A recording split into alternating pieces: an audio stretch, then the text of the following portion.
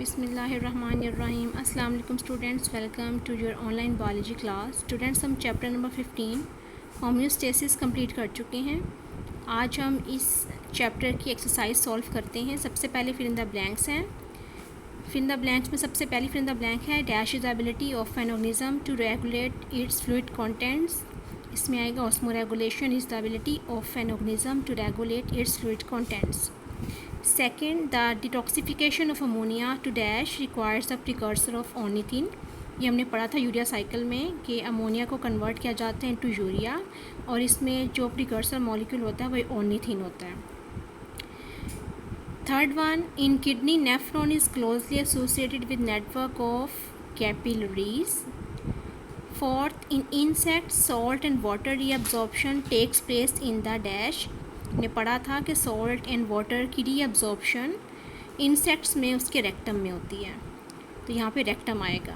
Fifth, the anti diuretic hormone act on dash to promote reabsorption of water in vertebrate nephron.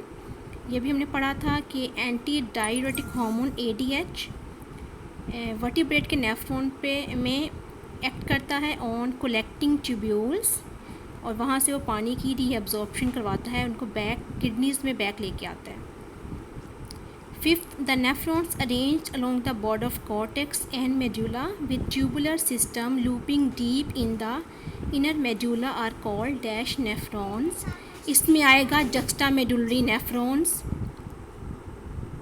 7, देखें, the non surgical procedure of removing kidney stones is termed as.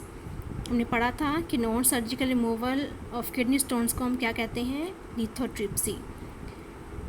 Last देखें, dash is the homeostatic thermostat in human. ये हमने last topic में पढ़ा है कि human में जो हमारा होम्योस्टैटिक थर्मोस्टेट है डैट इज़ हाइपोथैलेमस, यानी कि हाइपोथैलेमस हमारी बॉडी में टेम्परेचर को कंट्रोल करता है, उसको इंक्रीज़ या डिक्रीज़ नहीं होने देता, उसको एक ख़ास सेट पॉइंट पे जो है मेंटेन करता है। जी, अब हम मल्टीपल चॉइस क्वेश्चंस को सॉल्व करते हैं। Encircle the correct answer from the multiple choices. First one is the protection of an internal environment from the harms of fluctuations is the definition of which of the followings, osmo regulation, excretion, thermo regulation और homeostasis. तो इसमें हम जानते हैं कि homeostasis जो है it is the protection of an internal environment from the harms of fluctuations in the external environment. Second, देखें, the category of plants that has adaptations of small and thick leaves to limit water loss are called hydrophytes, xerophytes, mesophytes और hygrophytes। तो इसमें आएगा xerophytes। हमने पढ़ा था xerophytes वो plants हैं जो एक्सट्रीम शॉर्टेज ऑफ वाटर में रहते हैं, तो इनके पत्ते थिक होते हैं, स्मॉल होते हैं, ताकि पानी को कंजर्व कर सकें। Third one, the environment where the animals produce large volumes of dilute urine।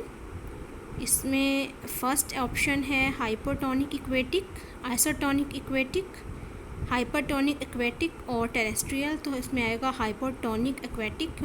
हम जानते हैं कि जो जानदार हाइपोटोनिक इन्वायरमेंट में रहते हैं उनको ऑस्मोटिक फ्लडिंग का सामना करना पड़ता है, पानी बॉडी में एक्सेसिव हो जाता है, जिसको रिमूव करने के लिए वो डाइल्यूट यूरिन प्रोड्यूस करते हैं। फोर्थ MCQs है, which of the following is called as excretophore that is contributing mainly in the elimination of waste in plants. इसमें हमने पढ़ा था लीव्स को हम एक्सक्रीटोफोर कहते हैं क्योंकि प्लांट्स में पत्तों में बहुत सारे वेस्ट कंपाउंड्स जो हैं स्टोर होते हैं। जब पत्ते गिरते हैं तो उनके साथ ही वो वेस्ट कंपाउंड्स भी एलिमिनेट हो जाते हैं प्लांट बॉडी से। उसके बाद है 6 the excretory product that requires minimum water from its elimination compare to others. ये हमने पढ़ा था जब हमने एक्सक्रीटरी प्रोडक्ट्स की नेचर के बारे में पढ़ा था, तो आपको याद होगा कि हमने पढ़ा था कि ammonia, urea, uric acid 3 main types हैं एक्सक्रीटरी प्रोडक्ट्स की, जो डिफरेंट हैबिटेट्स में रहने वाले जानदार जो हैं वो उसको एक्सक्रीट करते हैं, डिपेंड करता है ऑन अवेलेबिलिटी ऑफ वाटर। तो इसमें यूरिक एसिड सबसे जो है मिनिमम अमाउंट लेकर रिमूव होने वाला नाइट्रोजनस वेस्ट कंपाउंड है, तो यहाँ पे आएगा यूरिक एसिड। और सबसे ज़्यादा अमाउंट में वाटर चाहिए होता है अमोनिया को एक्सक्रीट करने के लिए। 6 देखें, the groups of animals whose excretory system is structurally associated with nutritive tract. ये हमने पढ़ा था कि एनिमल ग्रुप में सिर्फ इंसेक्ट्स का ग्रुप ऐसा है जिसमें उनका जो एक्सक्रीटरी सिस्टम होता है उनके न्यूट्रिटिव ट्रैक्ट के साथ ही अटैच्ड होता है in the form of Malpighian tubules. तो यहाँ पर आएगा इंसेक्ट्स। 7 में देखें, the excretory structures that deliver urine from kidney to urinary bladder. इसमें हमने पढ़ा था कि किडनी से यूरिन को लेके जाता है यूरिनरी ब्लैडर में यूरेटर। यहाँ पे आएगा सी, यूरेटर। 8 में देखें, the metabolic waste that are ingested into the body and must be removed. वो कौन से मेटाबॉलिक वेस्ट हैं जो हम बॉडी में लेके जाते हैं, खुराक के साथ खाते हैं और उनको रिमूव करना ज़रूरी है? पेस्टिसाइड्स, ड्रग्स और फूड एडिटिव्स और ऑल ऑफ द अबव। तो इनमें से ये सब जो हैं हम बॉडी से रिमूव करते हैं, तो ऑल ऑफ दीज आएगा, डी ऑप्शन। 9 देखें, विच of the following is not endotherm. Endotherm कौन से ऑर्गेनिजम्स होते हैं जो अपनी बॉडी में जो इंटरनल मेटाबॉलिक हीट प्रोडक्शन होती है उसी के ज़रिए अपनी बॉडी के टेम्परेचर को मेंटेन करते हैं?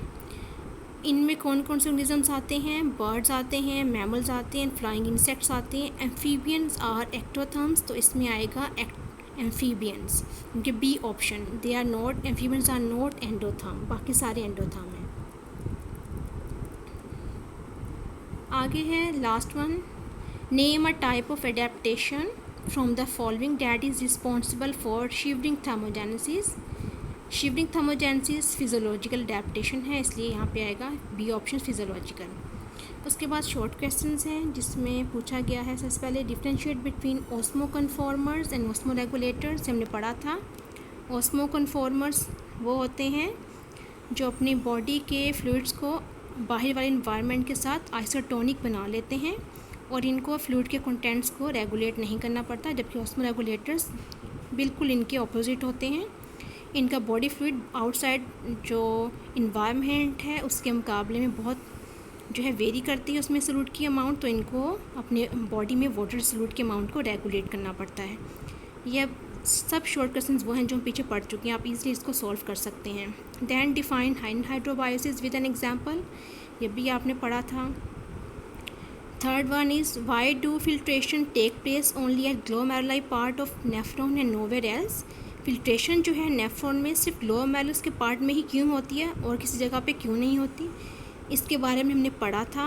आपने इसके बारे में ख़ुद जो है इसका आंसर जो है लिखना है और मुझे बताना है।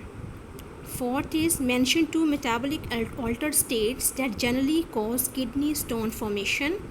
ये हमने किडनी स्टोन्स में पढ़ा था कि वो कौन से 2 मेटाबॉलिक अल्टर्ड स्टेट्स हैं जिनकी वजह से किडनी स्टोन्स बनते हैं। ने पढ़ा था hypercalcaemia and hyperoxaluria. उसके बाद है fifth, what is renal failure. And last one is account 1 each main adaptation in plants to high and low temperature. ये शॉर्ट क्वेश्चन हैं, इसको आपने खुद सॉल्व करना है, ये सारा कुछ हम पढ़ चुके हैं। उसके बाद एक्सटेंसिव क्वेश्चंस पे आ जाएं, ये भी आप सारा जो है हम पढ़ चुके हैं, आप इजीली इसको सॉल्व कर सकते हैं।